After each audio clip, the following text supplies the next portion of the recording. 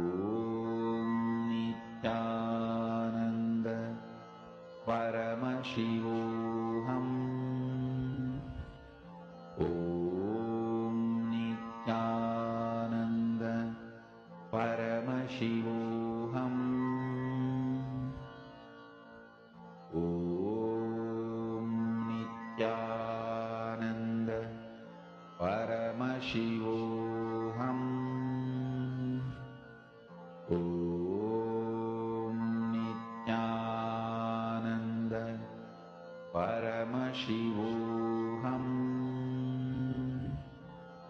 Om Nithyananda Paramashivoham. Om Nithyananda Paramashivoham.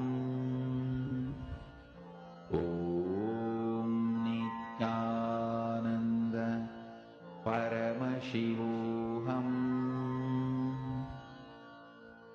Om Nithyananda Paramashivoham. Om Nithyananda Paramashivoham. Om Nithyananda Paramashivoham.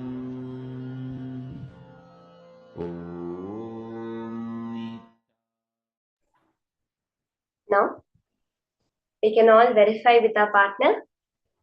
You can share. See, I saw a question that's asking that can it only appear in golden letters or can it appear as anything else? See, this power of Akashic readings manifests as pure golden letters, numbers, figures, images on the Atmamurti. But see, when we're starting off itself, we cannot say that it has to appear like this, it has to appear like that. Just connect to Swamiji and ask Paramashiva, give me the answer. And on the Atmamurti, whatever you are seeing, you can share that. See, many power manifestations start off just like we hear it in our inner space or we are able to sense it, feel it. This power of Akashic readings particularly is golden letters on the Atmamurti. But otherwise also, anything that is appearing, it is always a manifestation. Don't feel like, oh, it has to only come in this way, it has to only come in that way. When we limit ourselves like that, we miss the manifestation. So don't keep any limitations that, oh, this is how it has to happen, that is how it has to happen. These are the basic guidelines. But Swamiji says manifestation can happen in any way. So you can now verify with your partner and type down your experience, what they asked you, what you saw through your third eye. So you can do all this and you can share.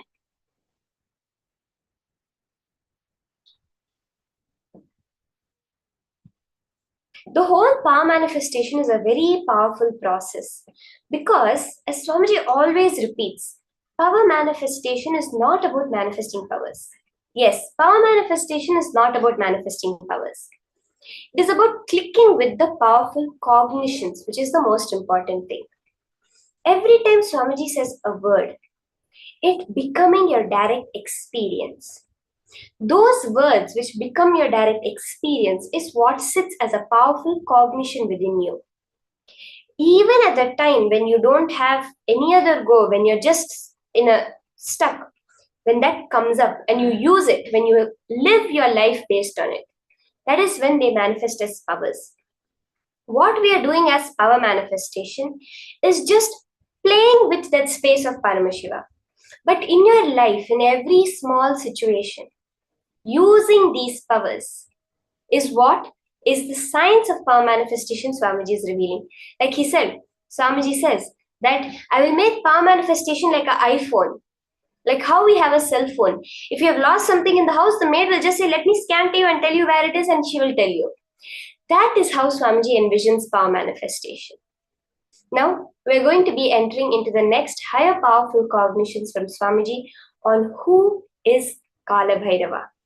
Let us now listen about this ultimate manifestation, and I would say a favorite among Nithyananda Sangha of all the gods present, Kalabhairava. Let's now listen to these higher powerful cognitions.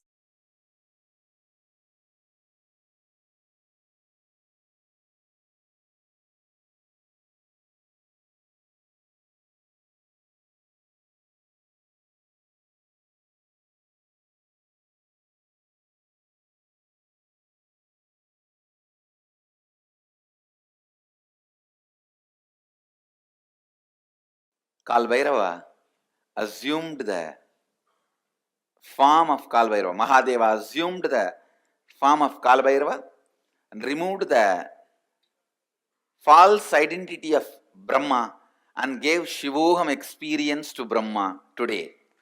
Kalabhairava did not stay in that very form for a long time. He just, see, each of Mahadeva's action is considered as one incarnation. When he came out and destroyed Daksha and his Yajna, that action is Virabhadra. When he came out and destroyed the arrogance of Brahma and gave him Shivoham experience, that action is Kalabhairava. You see, at one point, constantly creating, Brahma forgot he is doing it because of the blessings of Mahadeva, with the energy of Mahadeva. See, the Brahma's Kamandalu, which is the sacred water, out of which he creates whatever he wants, that water is the Abhisheka Tirtha of Mahadeva. The water washed the Mahadeva's body. That is why in all Shiva temple, where the sacred water, the sacred bath water, what you call Abhisheka Tirtham, where it flows out, there Brahma will be standing with his Kamandalu to constantly refill his Kamandalu. Go to any Shiva temple, you will see where the sacred water flows from the Garbha Mandir, the Abhishekam water flows, there Brahma will be standing with his Kamandalu, because that is where he refills and creates the whole cosmos. Unfortunately, by constantly creating, he forgot from where he is refilling his Kamandalu. He was also given the 5 head by Mahadeva, but suddenly he became a little egoistic and arrogant and started thinking that he's, see, the Shivoham has to happen from inside out. It should become experience and then start coming out. And this guy, out of his hypocrisy and arrogance, started declaring, I am everything. So now Mahadeva has to make him understand and give him that real Shivoham experience. So he just wakes up from his Samadhi. Kalabhairava comes out. The Lord of Time comes out and just cuts that 5th head, which has become a little arrogant. The moment the 5th head is gone, Brahma realizes he is also bound by time. And he realizes that it is hypocrisy that made him feel he is the superior. The moment he surrenders, Mahadeva again gives him the Shivoham experience and gives him the place back in his temple and says, you can start refilling your Kamandalu from now on and continue the creation. And he gives a permanent place in all temples of Mahadeva, where the Abhishekam water, the holy water, the sacred water goes. In that place, it's called Gomukam. In that Gomukam, always the Brahma will be there to fulfill his Kamandalu and do the creation. Kalabhairava is one of the most powerful expression of Mahadeva. Most powerful expression of Mahadeva.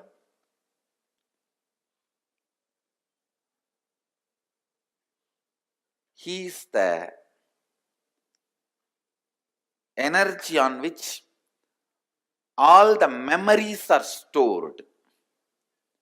All the memories are stored. Space is the energy where all visualizations are stored. Time is the energy, all memories are stored. Cosmic record keeper. All the word documents are kept with Kalbhairava. All the visual documents are kept in the space. The space, embodiment of space is Nataraja. So Nataraja keeps all the visual documents and Kalbhairava keeps all the word documents. So anything happened, happening, yet to happen, you can just ask Kalbhairava, he will pull it out and give the whole record. And moreover, most powerful expression, easily accessible. The moment you call, he will be there. That's the beauty of Kalbhairava.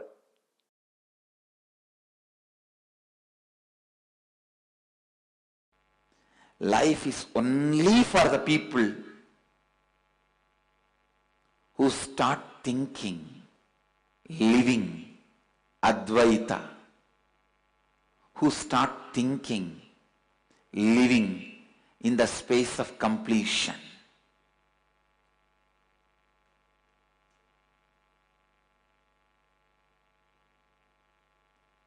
I tell you, I am revealing the logic of Kalabhairava to you.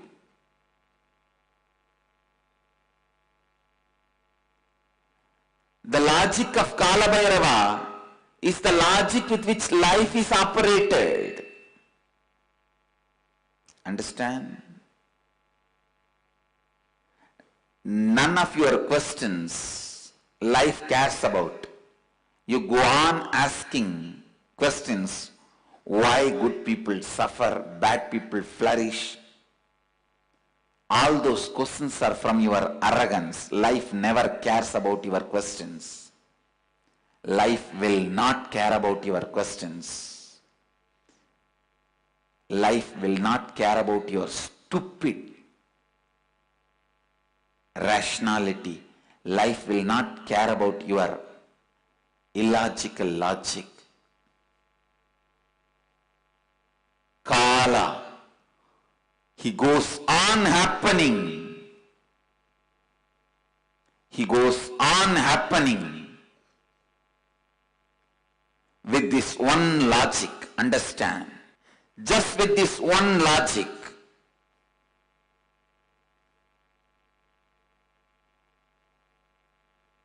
The decisions made out of completion fulfills you, and whatever decisions you make out of completion becomes reality in you.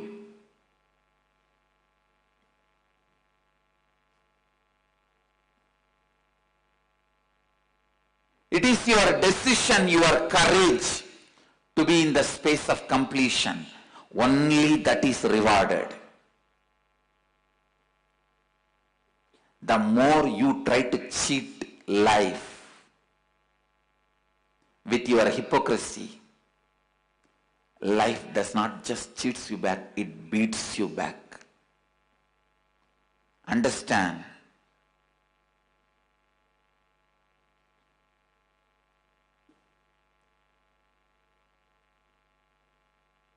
The soft, goody-goody, hypocritical, civilized fellows go on question the terror form of Kali and Kala. Whether you question or don't question, the logic of the Kala is life. He runs the life. His logic wins. His will prevails.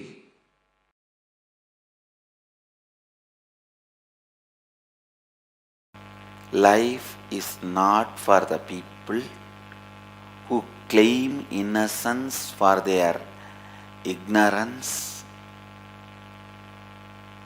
who try to claim any special thing because they are victims, powerless, ignorant. No. Be very clear.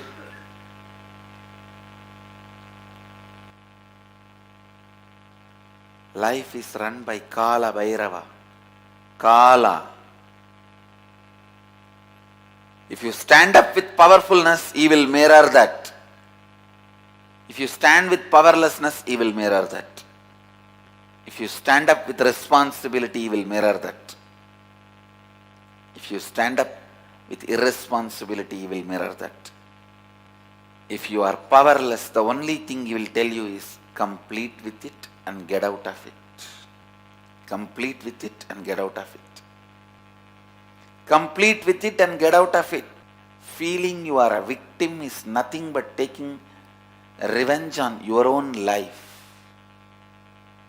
It is suicide. You killing yourself, you destroying you. Feeling victim-like is you killing yourself, destroying you. Listen. Completing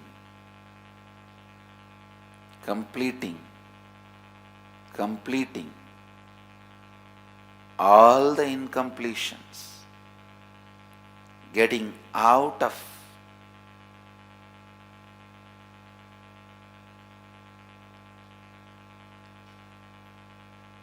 the victimhood is living Advaita. Understand? Advaitic activism means again and again and again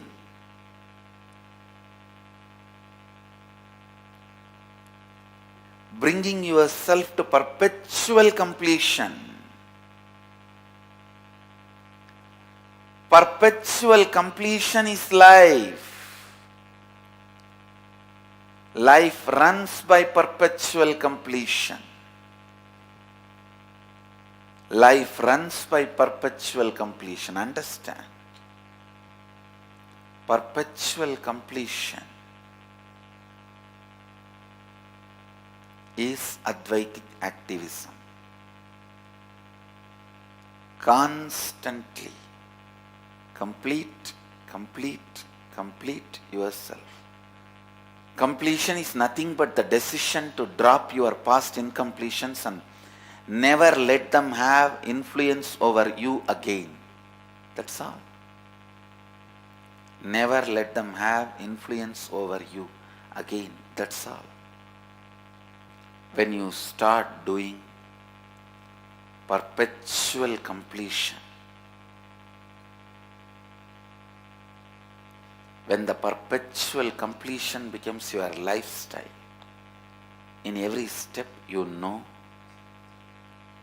how to be active Advaitically, how to have the Advaitic activism.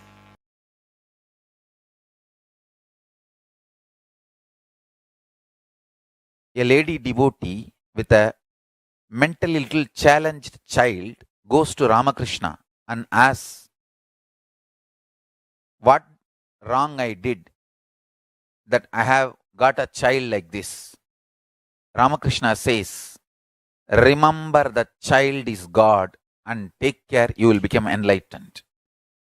Because the simple act of giving love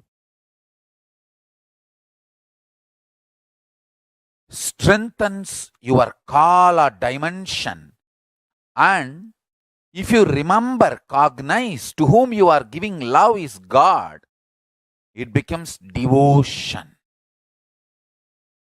I tell you, every time you share love, Every time you use love as the strategy for your existence, the joy oozes out in your being is the strength of Kalabhairava. Strength of Kalabhairava. Kalabhairava is eternally loving, caring, blissful, ferocious, ecstatic, blissful, ferocious.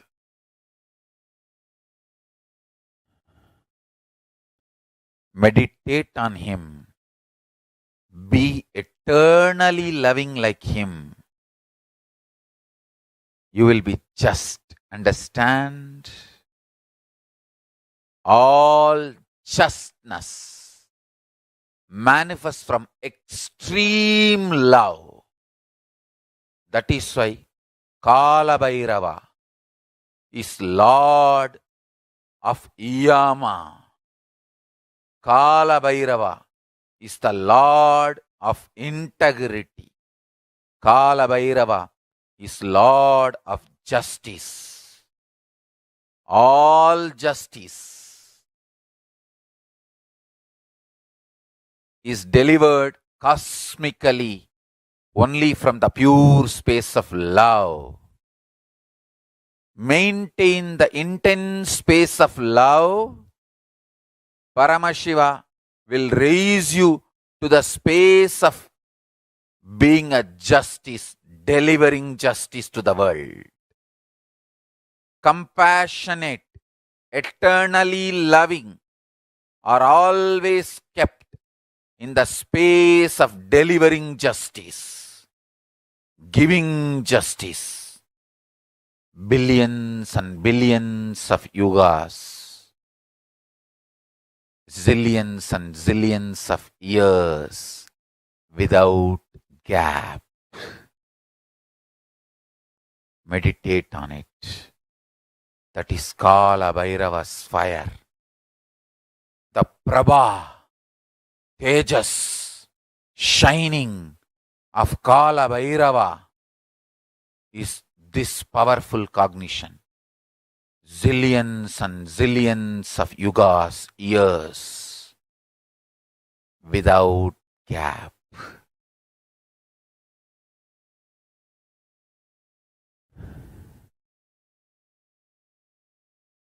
Universes, multiverses happen, exists for billions of years, dissolve, but no gap. It is spontaneous and simultaneous. Meditate on this in your third eye. Meditate on this in your third eye. Kalabhairava, deep compassionate being, will reveal the secret of time in your consciousness. This is the initiation. Kala without time gap. Zillions of universe opens, exists of zillions of years, yugas, dissolves without time gap. Meditate on this. Meditate on this. Meditate on this.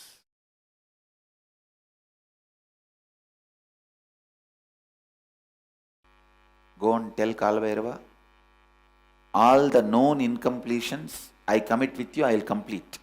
All the unknown incompletions is your responsibility. I am surrendering to you. And I tell you, he really responds and completes. Whenever you ask him to bring completion to you, he is embodiment of compassion. Whenever you associate you with incompletions, is the terror. Which side you are standing only decides whether he is terror or compassionate being.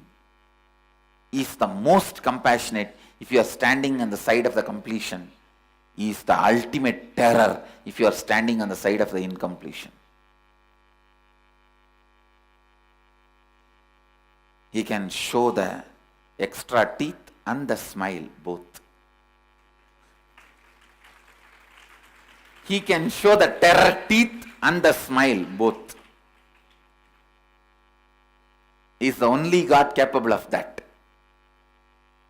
To terror teeth and the wide smile. If you associate yourself with completion, he has such a sweet smile for you. If you associate yourself with the incompletion, he has such a terror teeth for you. The terror teeth will grind even universes and swallow. The smile can create even universes for you.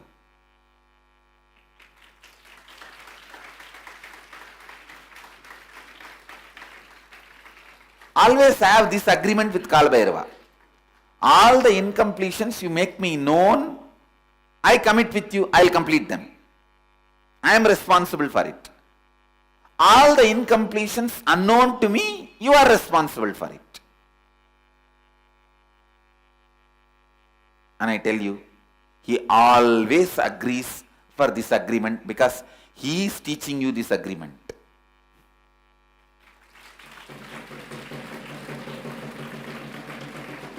He always agrees for this agreement.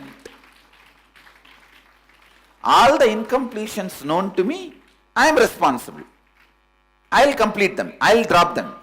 I will complete and drop them. I will never allow them into my cognition. But there are many unknown to me. I cannot do anything about it. That you are responsible. I tell you, he is the most sweetest God.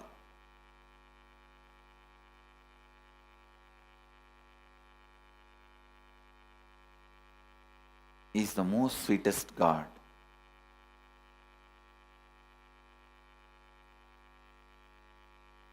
He is the Lord of completion. He can heal any incompletion. Not only heal, he can just make any incompletion irrelevant.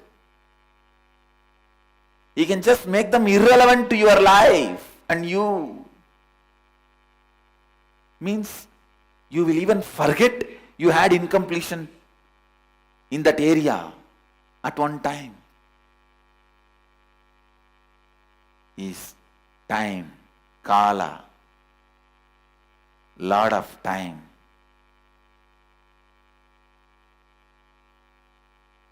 So go and tell him, all the incompletions I have about my vision, my seeing, which is known to me, I am responsible. I will dig them out and complete and drop. Whatever is not known to me, you are responsible, complete them. Or make them known to me, so that I can complete. Either I should be Lord of life or you should be Lord of life. No third person in between you and me. That's all. Either I should be or you should be. No unknown zone, no blind spot between you and me. Not having blind spot between you and Guru is surrender. Not having blind spots between you and Kalabhairava is authenticity. No blind spots.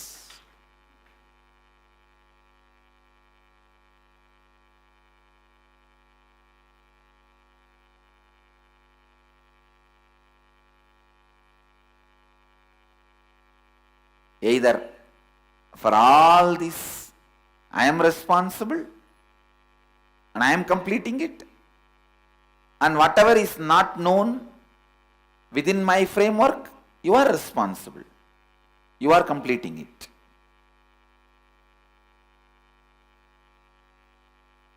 But ultimately, we are neither going to have known incompletion nor going to allow unknown incompletion. That's all. Neither known incompletion nor unknown incompletion. Both will not be allowed.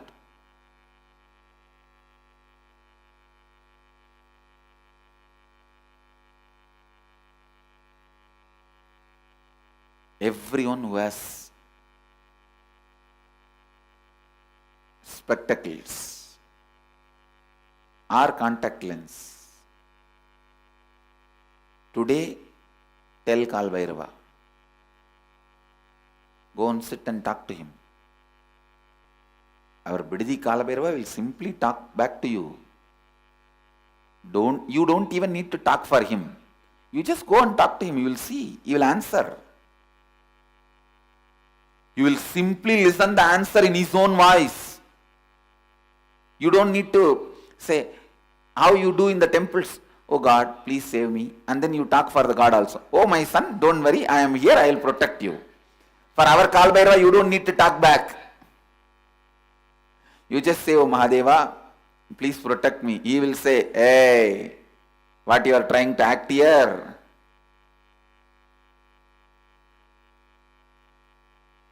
Complete with all this incompletion. Others I will take care. He will talk to you in his voice. He is Swayam Prakasa. And alive.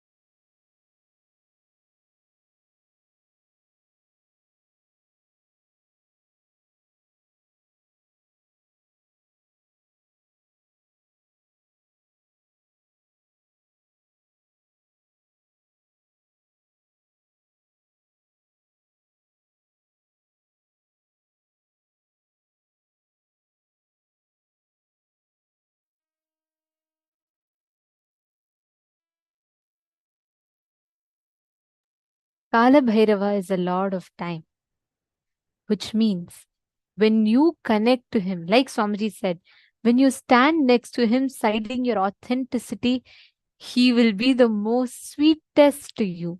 When you stand next to him, citing your inauthenticity, he will be the most terrifying for you. What you stand, which side are you taking in front of Kalabhairava? That is what matters. Which side are you standing on? What side are you taking? This is like one of the best revelations by Swamiji. Please understand, every time you stand in front of Kalabhairava, if you take the side of incompletions, if you side your powerlessness, if you believe inside you, oh, I am very weak, I'm very powerless, I can't do this, I can't do that, then Kalabhairava will only reflect that to you. If you stand by the side that you are powerful, you can manifest, and you know whatever is unknown to you or yet to be known by you, let Kalabhairava take care, he will take care.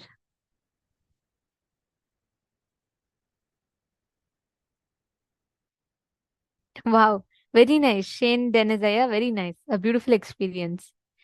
Actually, you will see so many people have had the darshan of Kalabhairava and have seen Kalabhairava physically. So many people have had this experience. So don't even, that is like 100%, it's a vision, it's an experience. And understand, please be informed, if you can see Kala Bhairava in colors, if you are able to see him appearing, it is a vision. Swamiji says, actually, very beautifully, Swamiji explains this science. There's like an automated intelligence layer around Swamiji, which, like, we have these different layers of bodies, right, in us.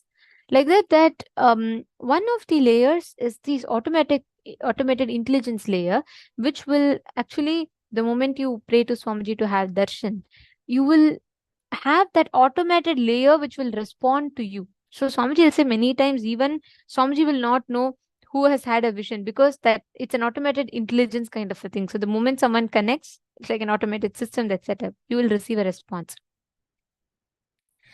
Mahesh Nayakaya, Nithyananda, I see you very sincerely listening to the program. How has your experience been so far? Do you have any questions? Are you enjoying? Are you understanding? Or is there some clicks?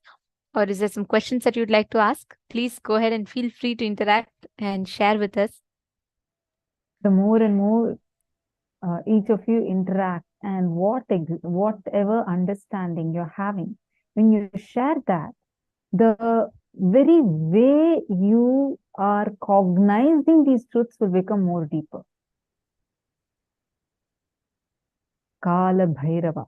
Understand. Life is run by Kala Bhairava. Kala. If you stand up with powerfulness, he will mirror that. If you stand up with powerlessness, he will mirror that. If you stand up with responsibility, he will mirror that. If you stand up with irresponsibility, he will mirror that. If you are powerless, the only thing he will tell you is complete with it and get out of it. Life is only for the people who start thinking, living in the space of completion. Just with this one logic, the decisions made out of completion fulfills you, and whatever decisions you make out of completion becomes reality in you. It is your decision, your courage to be in the space of completion. Only that is rewarded more and more. The decision, your desire, decision, courage to be in the space of completion. I request all of you to take a few minutes and post what exactly your understanding. Please take a few minutes and post.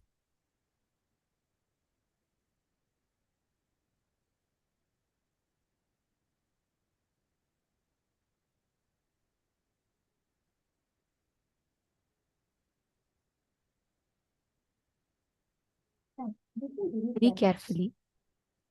Every one of you that are sitting here, as you are all writing, identify the points in your life.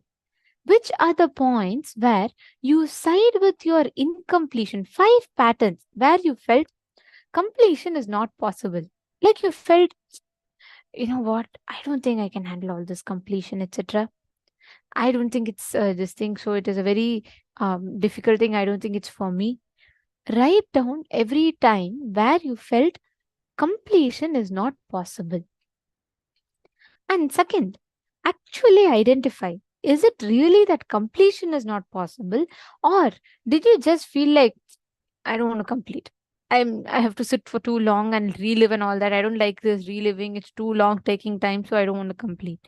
Is it just uninspired laziness, boredom, or arrogance? Look inside and identify what is the exact reason. Because it is not that completion is not possible. Always we arrive to the wrong conclusion and we lose out on the experience. Actually see, what is it? Is it that completion is not possible, or what is the exact reason? I request every one of you to sit and pen down. And today we're having a very, very important initiation. All these are preparatory process for that. So please write down sincerely.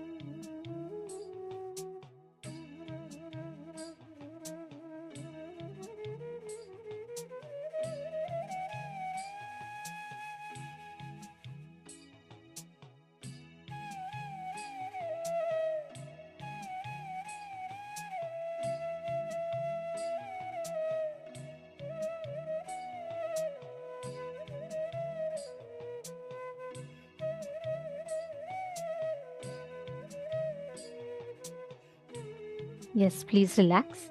Now, please understand every moment in your life that you deny completion to yourself. Understand you are siding against the experience, the space of Paramadvaita. You are siding against your own higher possibility. And like Swamiji said, Kalabhairava deals ferociously with that.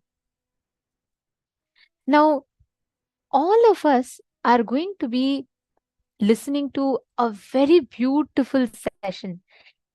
Right before we enter into what is understanding about death, we will be understanding how just this one truth with Kalabhairava will make you go beyond death, experiencing the space of Kalabhairavoham. The moment you experience this is the best preparation ground for you to experience or go beyond the death itself.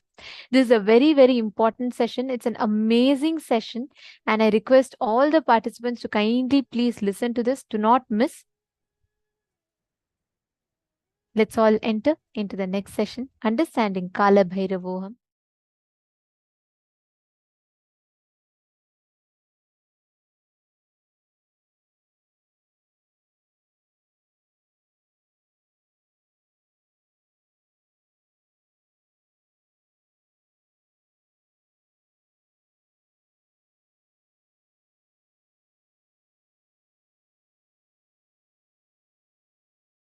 Ferociousness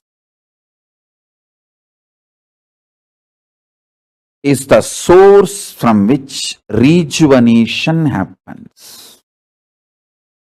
When you allow fermentation of ferociousness inside you, rejuvenation happens. Understand? The more rejuvenation you allow, more you will be manifesting Paramashiva, more enlightenment energy, more and more you will manifest best things of life. When you allow rejuvenation, you will be having more transformation, you will have better health, you will have higher energy, you will have higher powers, you will have everything best when you allow more and more rejuvenation to happen in you. Rejuvenation is too important. Listen. Rejuvenation is too important.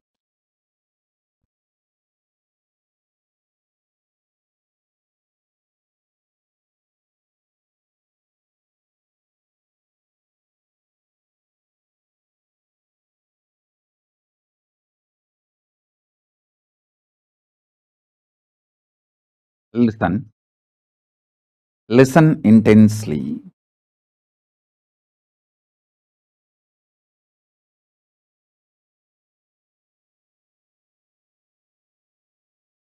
Please be very clear.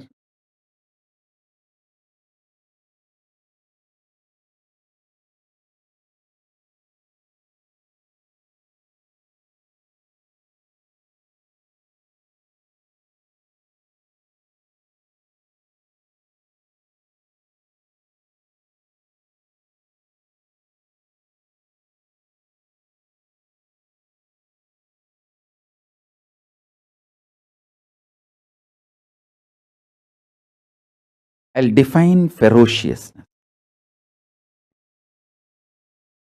Ferociousness means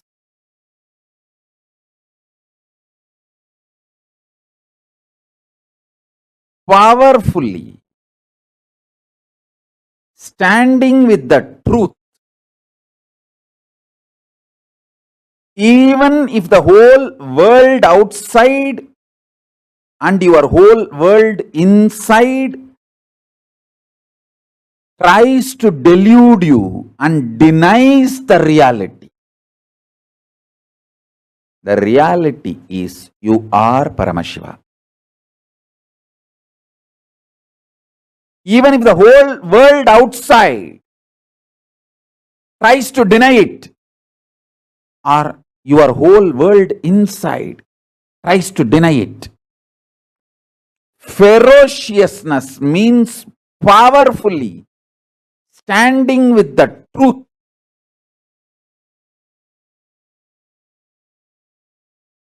uncompromising, absolutely not letting the outer world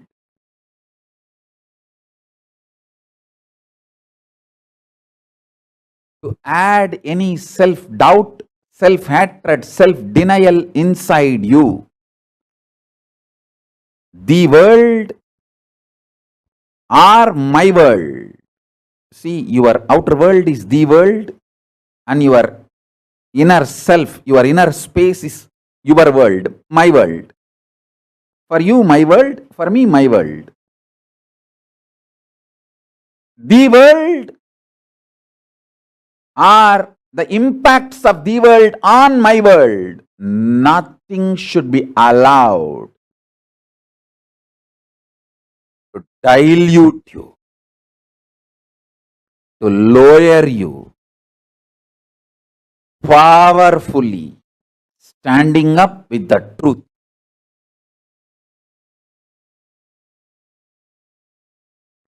You are Paramashiva is the truth, ultimate truth.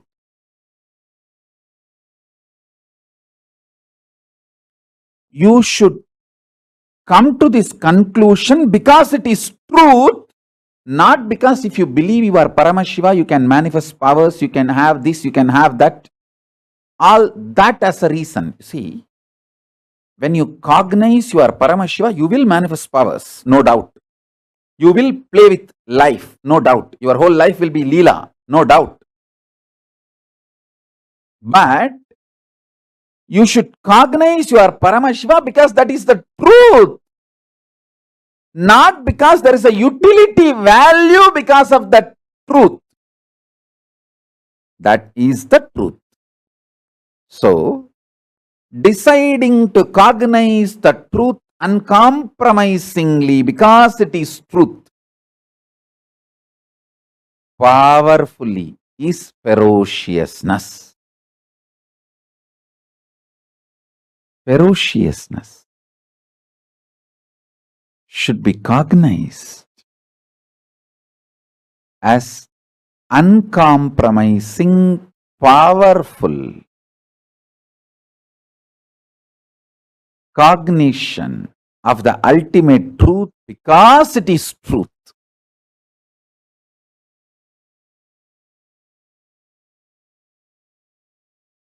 Ferociously deny all the denials in the outer world or in your inner world. In the world and the impact of the world, outer world, in the inner world is your world. In both worlds, deny absolutely anything other than the ultimate reality.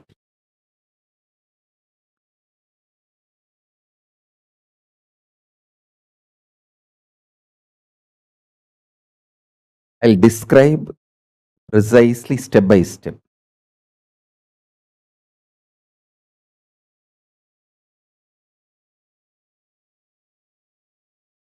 In the initial level, you will try to hold powerful cognitions like you are Paramashiva. The ultimate reality is you. And try to gamble with those powerful cognitions. I will believe I am the ultimate reality if my spouse stops fighting with me.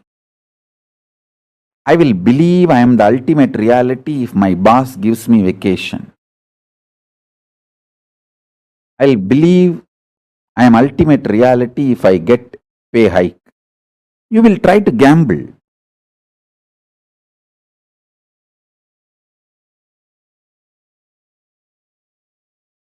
Ferociousness means cognizing the highest reality because it is reality. Cognizing the powerful truth because it is the truth. once initiated by the Guru, be very clear. The ultimate truth should be lived uncompromisingly. Listen, you are Paramashiva. See everyone, everything as Paramashiva. Just uncompromisingly, powerfully hold this truth in your inner space and start acting on it. This is ferociousness.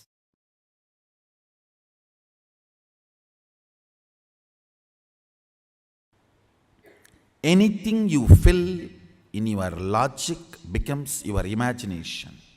Whether oneness or any decision you take, anything you fill your logic, it becomes your imagination.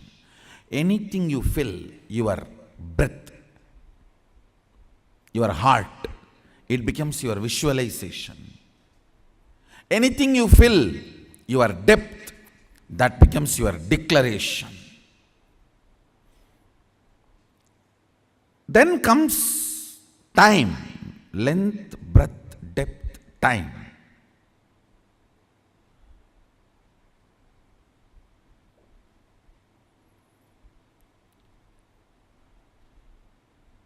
Only anything becomes part of your space can be ever yours. Till something has not become part of your space, it cannot be yours. It is only your imagination, visualization, declaration. Length, breadth, depth. Listen.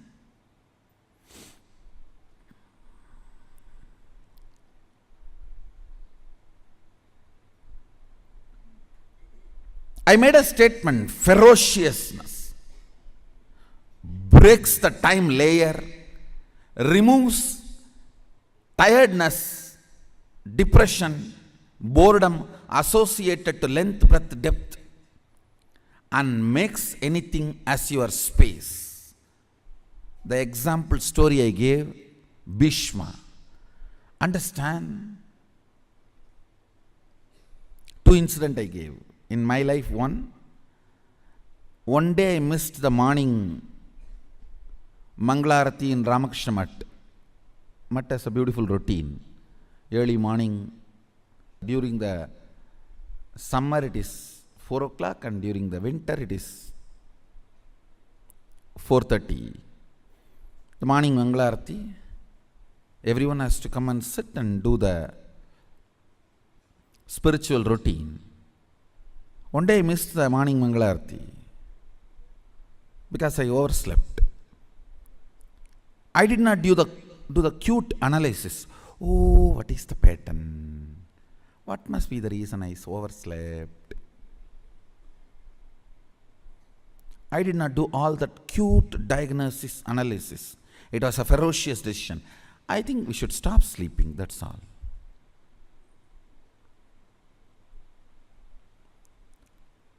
The ferociousness with which I decided to stop sleeping. Only next 3-4 days I did not sleep. But the ferociousness was powerful enough to open my time layer.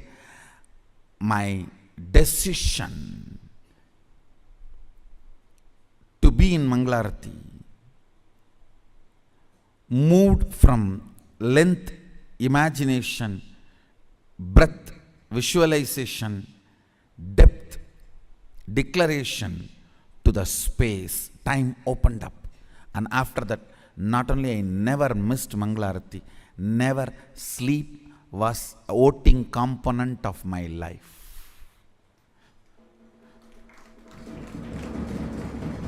Understand this word. Sleep lost voting right in my life's any decision.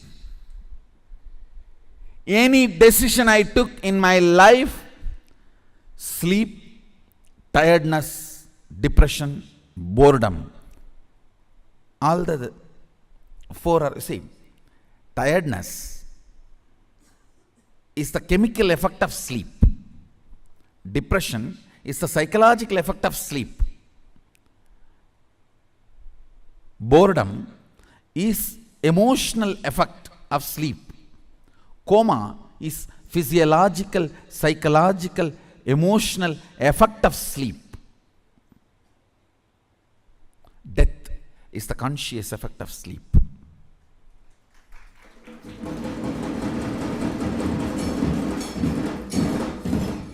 After that day, no decision could be influenced. Understand? After that, no decision in my life was influenced by sleep.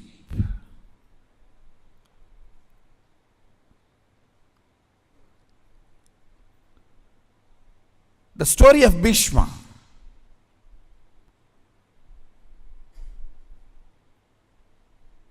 He goes to the woman.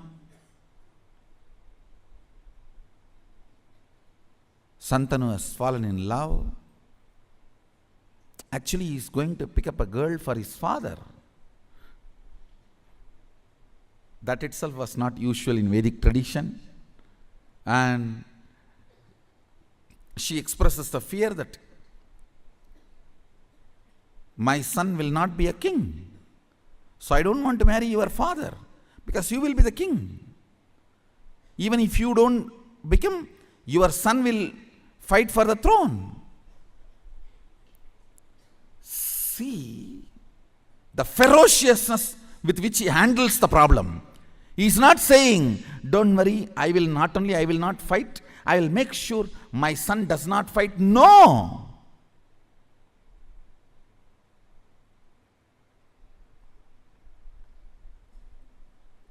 The ferociousness. I declare myself Akanda Brahmachari. Understand, the scene is described by Vyasa. It was such fantastic scene. Son sacrificing his life for father's lust, which is not dharmically expected. Dharmically, he is not expected to do this. He just deals the whole problem with ferociousness and says, not only I will be a servant forever to the Hastinapur throne, he declares himself as a servant of the Hastinapur throne forever, and he died for Hastinapur throne till the end.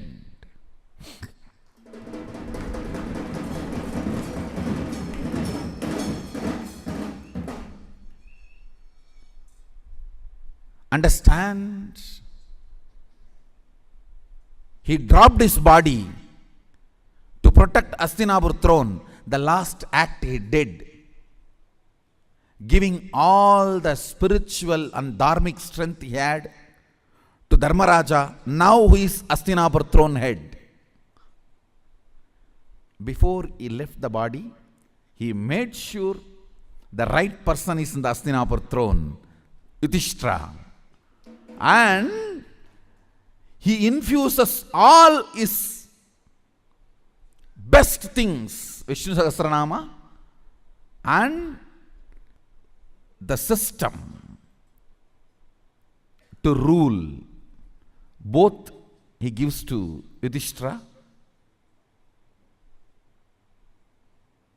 I don't know how many of you know Vishnu Sahasranama was chanted by Bhishma on deathbed.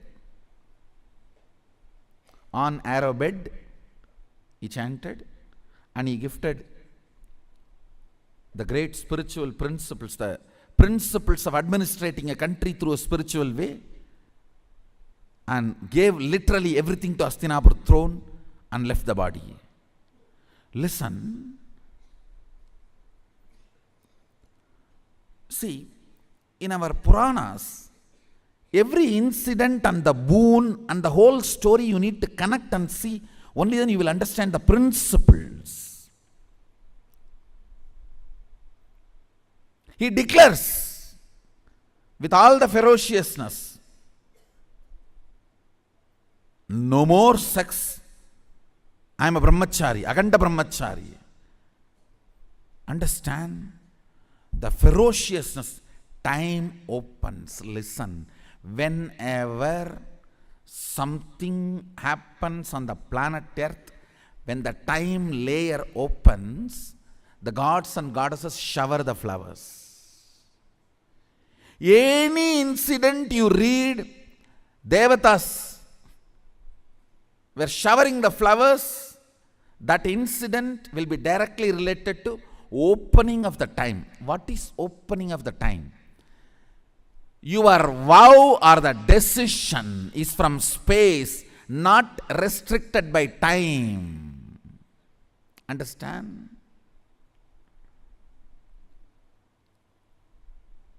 Something is imagination, visualization, declaration, if it is bound by time. The same thing, if it is not bound by time, it becomes your space. Ferociousness opens time.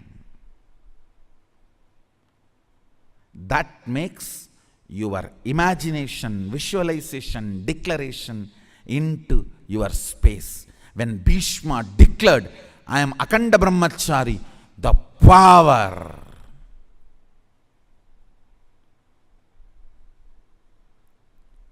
It was so powerful.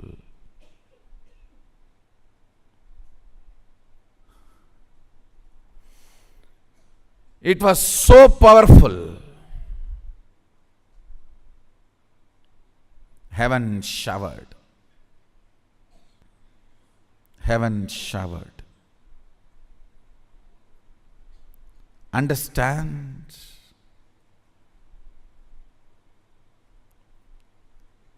Any situation, if you deal it with ferociousness, your declaration becomes space.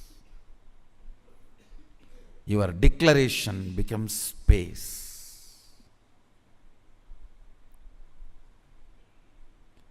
Where the whole nature just supports you. What makes you powerlessness? Your own fear or incompletion or distrust on you. You may not stand with something which you are declaring forever, whether it is a sannyas or marriage or oneness or Shakti manifestation, whatever. Your own feeling, you may not stand with it, or you may not be capable of standing with it.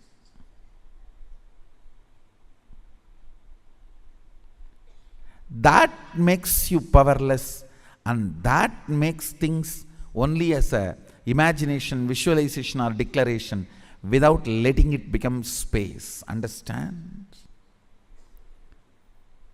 If you declare from your space the oneness, now you will manifest all the powers of Sadashiva.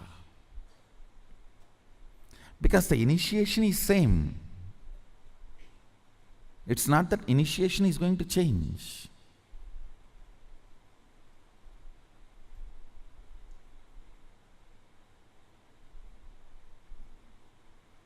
Initiation is same. That's not going to change. Antidote for not manifesting powers is ferociousness. You just need to add more ferociousness in your oneness declaration. Your inner space need to be told ferociously. Oneness is going to be the space from which I'm going to make all the decisions. All my decisions are going to be from oneness.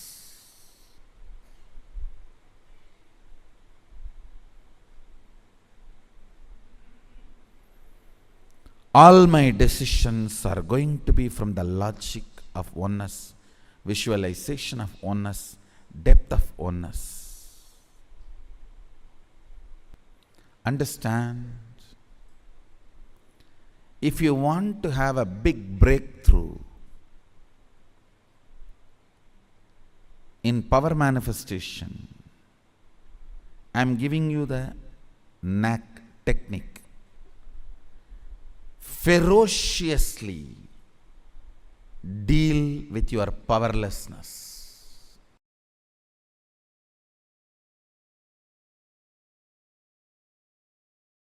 Understand, whenever Guru shows you the ferociousness, Master shows you the ferociousness, he is showering the real love. Don't think Adi Guru, the great Master Dakshinamurti and Kalabhairava, all the ferocious forms of Paramashiva, like Kalantaka, all the ferocious forms, and Adi Guru Dakshinamurti, all of them came from the same face, south face Agora. Don't think it is coincidence. Adi Guru Dakshinamurti and Kalabhairava, all of them came from the same face, Agora, south face. It's not coincidence. Ferociousness is a straight, intimate, raw, integrated way Guru deals you, handles you. If he has to strategize and present himself very sweetly to you, understand you do not have an integrated relationship with him. You have a strategic relationship. He will also be having a strategic relationship.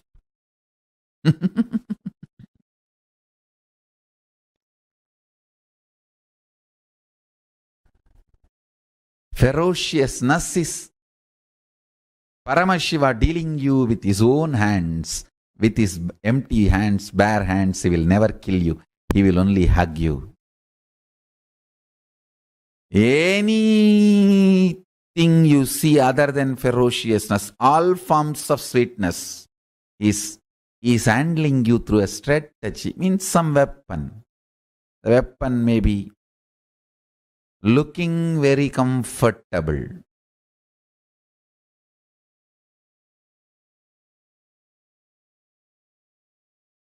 but not good for you in long term. Ferociousness, straightforwardness is the best integrated, intimate relationship with Guru. Understand, my love is lubrication for your machine. My ferociousness is energy, fuel, power for your machine.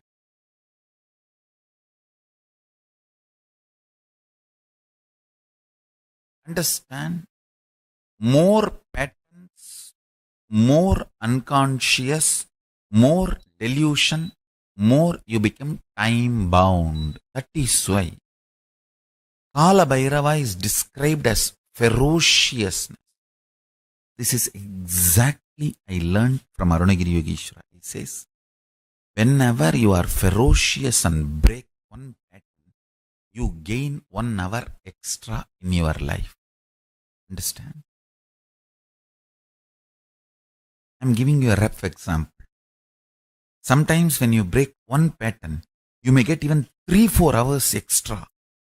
Means that 24 hours chronological time is different. Consciously, how many hours you are living, that psychological time is different. Phenomenology of the time. Listen. In reality, chronological time does not matter for your existence because you are a conscious being. A being just takes birth, eats, reproduces, ages and dies. For that being, chronological time is enough. But you are not kind of a being. You are a conscious being. You have a purpose to exist. You feel desire, fear, greed, wanting, not wanting. You have choices. And you feel your freedom to choose. Understand? The moment you feel you have a will, you are a conscious being. So how many hours are available for your consciousness, your awareness? That psychological time matters. Every time you are ferocious and break a pattern, you gain time. You gain conscious extra. Every moment you live in Kailasa, I will naturally teach you to be ferocious with yourself and break a pattern. That is why the time you spend in Kailasa feels like, wow, so much time. Because every pattern destroyed, you gain inner space. Every powerful cognition inserted, you gain a power. Your inner space, Takara Akasha, is like a milk. If you do the right process, it can become ghee. With powerful cognitions getting added, it can become ghee. If it is bound with patterns, it can get rotted, wasted, destroyed. Kalabhairava is the symbol to teach you ferociousness and break all the patterns. Every time you break patterns, Kalabhairava gives you the blessing. Have few more hours. Enjoy, my son. What I am talking is the most scientific principle. Understand? Paramashiva is most scientific scientist. The most scientifically scientific scientist.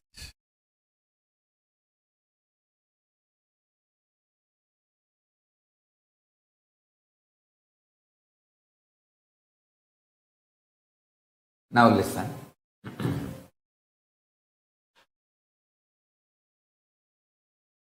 Tyaga, in any level, whether you give up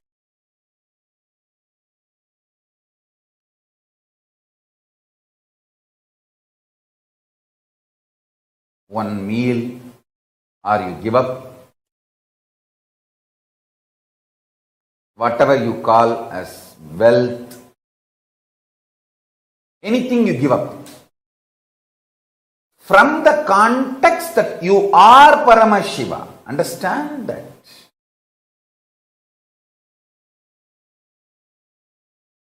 The context from which, the cognition from which you decide to do Tyaga is too important. Cognition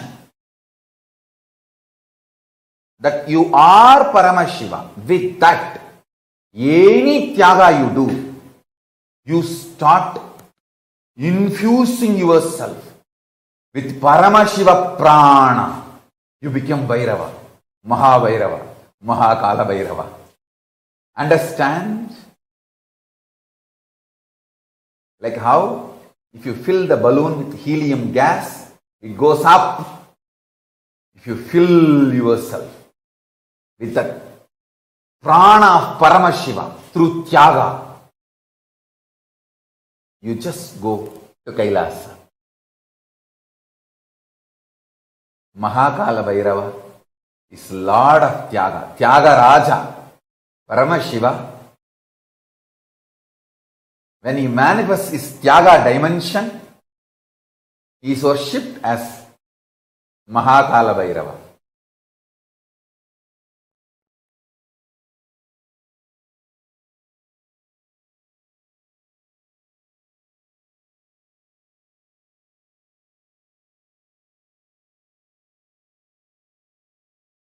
Kalabhairava never punishes. He only helps you to achieve Paramashivoham. For example, even that Brahma story. If Kalabhairava is angry, he would have killed Brahma. Brahma is nobody for Kalabhairava. But he did not kill Brahma. He just removed the ego, which stops Brahma to see the ultimate reality, which stops Brahma to see his Paramashivatva. Only that part he removed means Kalabhairava actually helped Brahma to achieve his ultimate state eternally. That's why Brahma remains as devotee for Kalabhairava. Some fools try to tell, oh, Brahma was punished by Kalabhairava. No. He only removes the ego and enlightens. Kalabhairava is absolute compassion, eternally sweet, cute, absolute compassion. As I said, you can tickle his hip when you see him. He will laugh.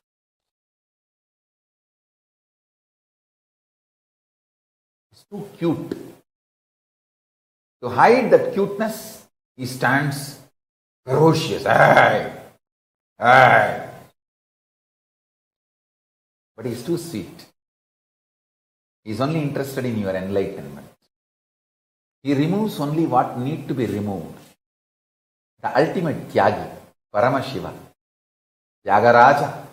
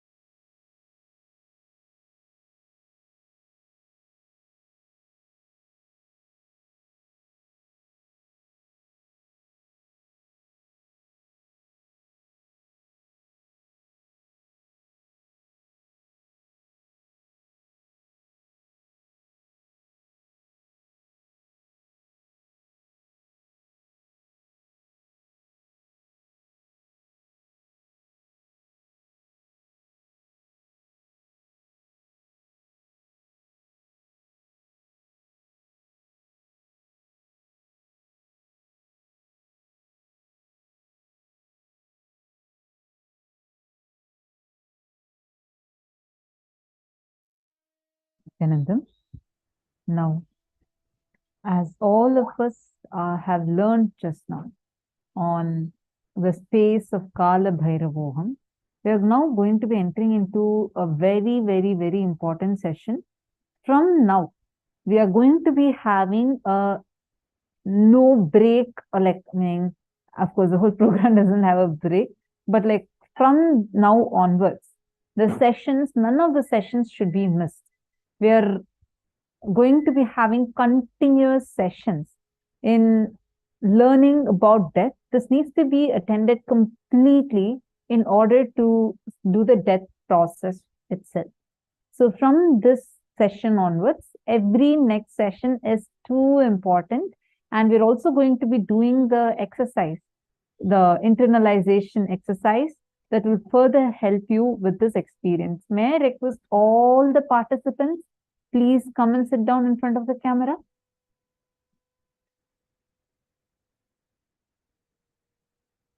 Please sit in front of the camera. Kindly settle down. Nithyanandam. Please make sure you're visible in front of the camera.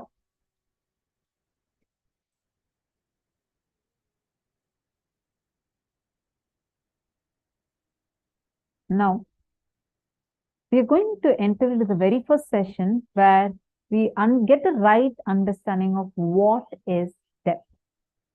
So now, let's learn about that from Swamiji and all the participants, the viewers that are watching us live right now on YouTube. We request all of you to join the Zoom as soon as possible, because once we start the death process preparation, we will not be live on the platforms, because that will happen only on Zoom, as it can be done only under the supervision of directly will be conducted, and it has to be supervised. So we request all of you to please come log in to the Zoom so that you don't miss out on the process. Now let's enter into the session where Swamiji is going to be revealing to us what is death.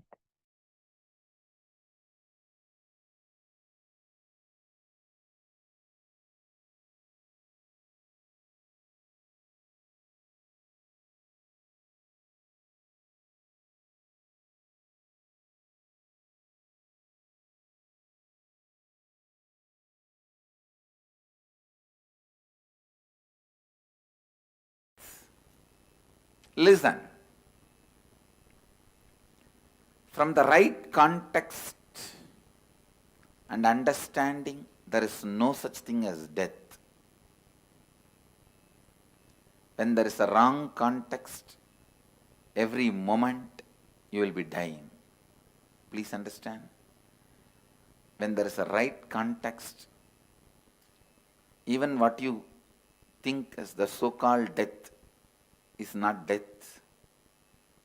With a wrong understanding and wrong context, every moment, even a small ant. Sometimes you don't even need to see the ant. Just the thought, will this roof fall on my head, is enough to put you into a panic attack. Just a small jolt in the flight is enough. Sometimes it is not even required, just your thought, a jolt in your thinking is enough to put you in the fear of death and make you go through death. First thing you need to know about it, first thing you need to know about death is the actual happening has no significance at all. Imagination about the happening plays all the chaos, havoc in your life. Please listen. Actual happening has no significance at all. When I make this statement, I am responsible for it. Please listen. With all my integrity and authenticity to Kalabhairava, I am making this statement. Actual incident, what you think as death, at one day, you will suddenly disappear. Your body will be taken and burnt or cremated or buried, disposed. After that, you won't exist in the form you are existing now. That is what is actual incident. You call it as death. It has no significance. Please understand. It is nothing but a job change, profession change, or career change. It has no significance.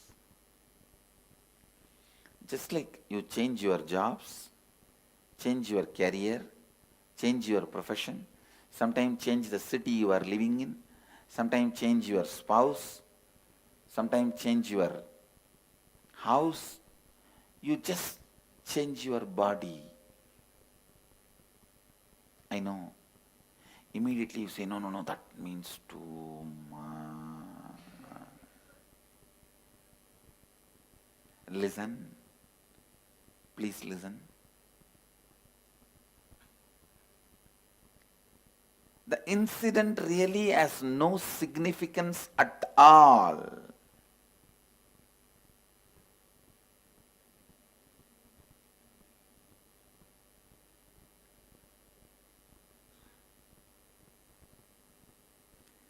Changing your body happens so regularly in your life, it has no significance.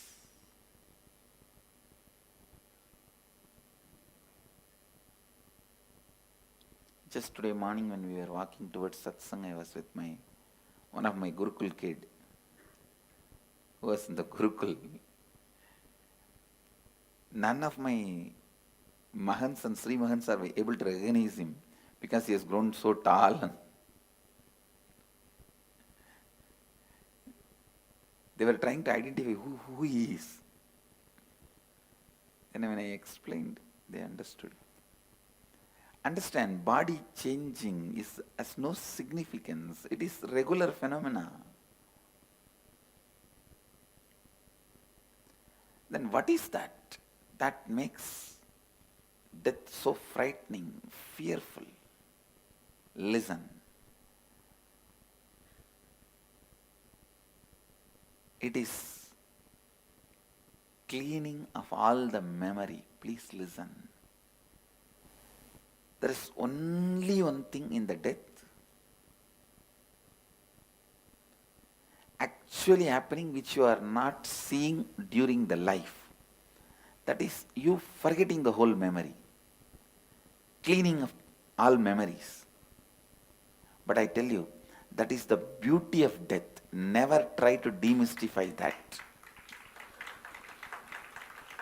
Because just like once in a while you need stomach cleansing, stomach washing, once in a while you need all the memories getting cleansed.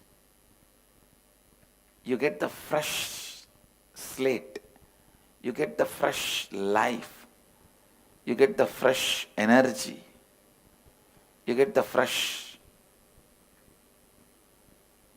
space.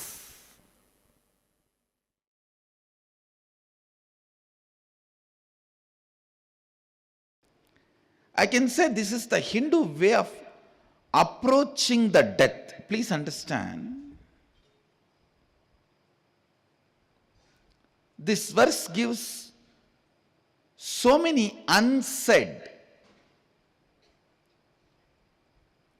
deeper level of understandings. Vayuranilam amritam adedam basmandagun sariram kratosmara kritagusmara kratosmara kritagusmara. Let the vital life energy wind present in the body now merge into the all-pervading eternal cosmic life energy. And now let this grass body along with subtle body disintegrate into its basic elements and be reduced to the sacred ashes. Please understand, each of these verses are very important. The way Sanatana Dharma approaches death. It's very clear. The body has nothing useful. It has no use after death. That is why they say, let it disintegrate. Basmandagga sariram. This verse declares about the need of cremation for Hindus. Why cremation in Hinduism? It is this verse shows the way. Why cremation in Hindu tradition? Because Vayuranilam amritamadedam. Let the prana merge with the cosmic prana. Basmandagga sariram. Let the body go back to its basic elements. No use. After you leave the body, it has no use. You don't need this after that. If you want, you will have one more body. You will take a new body, but this itself is not required.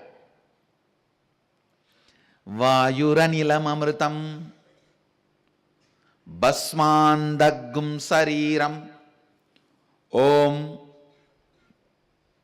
kratosmara kritaggum smara kratosmara kritaggum smara. Please understand.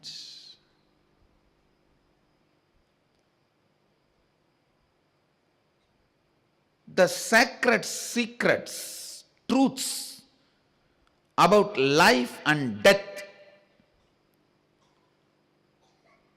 our Upanishadic rishis know, is clearly presented in this verse. Body assumes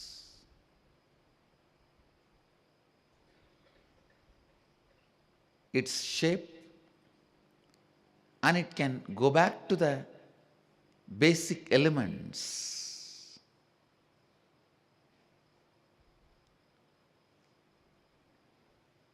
See the whole talk here, it says very clearly, let the prana, vayu, relax, merge into the cosmic life, anilam,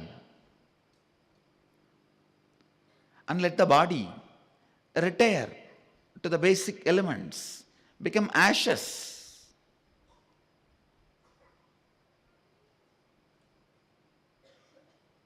But you remember